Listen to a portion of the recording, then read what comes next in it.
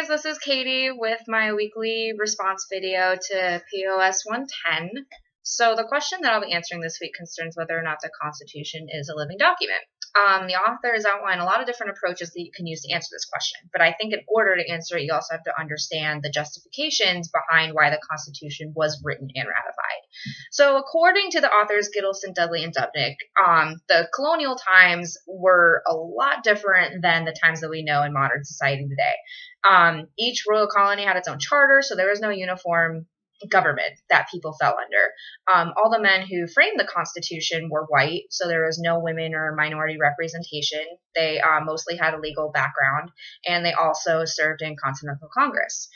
They were also children of the Enlightenment, so they were leaning more towards human reason instead of religious tradition to formulate their thinking.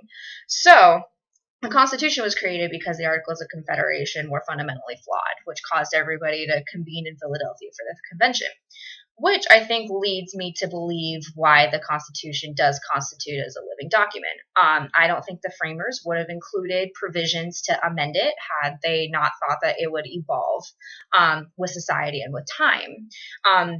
Even though the authors of the textbook outline how difficult and elaborate this process is, I think that still does show that, the Constitution is open to a lot of different interpretations and elaborations.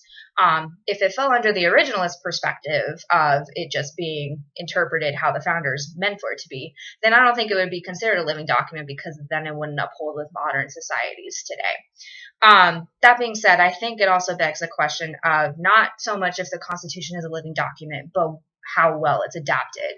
I think that kind of is the bigger myth here. But that's my response, and I will see you guys next week.